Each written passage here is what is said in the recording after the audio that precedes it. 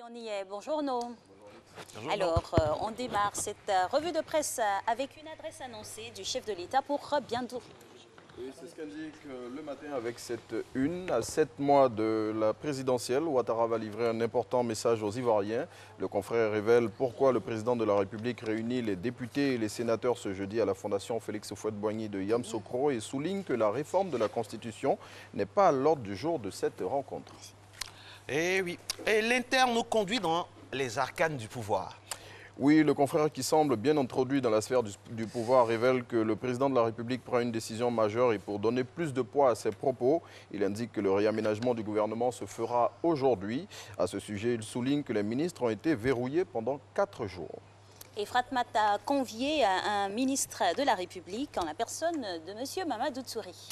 145 milliards de francs CFA pour mobiliser pour 500 000 opportunités d'insertion dans le cadre de l'emploi et l'autonomisation des jeunes. C'est l'information majeure livrée par le ministre de la Promotion de la Jeunesse et de l'Emploi des Jeunes au cours de cette tribune d'échange organisée par le quotidien pro-gouvernemental. Et puis à l'approche de la présidentielle en Côte d'Ivoire, vous le savez toujours, hein, c'est cristallisé, c'est pour octobre, le Patriote passe le rassemblement des oufoutistes pour la démocratie et la paix à la loupe.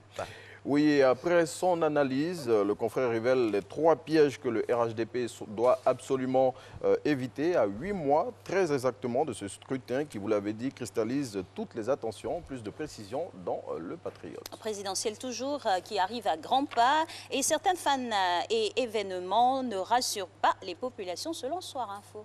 C'est ce que nous dit le confrère avec ce titre. À quelques mois de la présidentielle 2020, des plans gardés secrets, les craintes renforcées ou encore des révélations sur la révision constitutionnelle. Le confrère s'appuie sur un article de Jeune Afrique qu'il publie dans son édition de ce jour pour faire ses affirmations. Dans ce papier, l'hebdomadaire panafricain indique notamment que certains développements récents de l'actualité politique ne sont pas faits pour apaiser les populations. Plus de détails dans Soir Info. Et puis on revient à l'Inter qui relaie des messages d'acteurs religieux. Et ces adresses sont relatives à la situation sociopolitique nationale. Elles sont de Monseigneur Alexis Touabli Youlo, évêque d'Agboville, qui déclare « Nous n'avons pas le droit d'abîmer la Côte d'Ivoire » ou encore du Conseil national islamique CNI de l'imam Idriss Koudous Kone, qui à ce sujet envoie un message au pouvoir et à l'opposition. Plus de détails dans l'Inter. Et on referme cette revue de presse avec une information culturelle.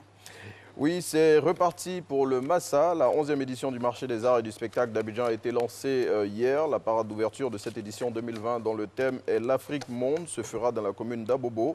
Selon Yacouba Konaté, directeur général de l'événement, dont les propos sont rapportés par Abidjan.net, ce Massa qui va se tenir du 7 au 14 mars 2020 a pour pays invité d'honneur le Canada et son slogan est « Allons à Abobo ».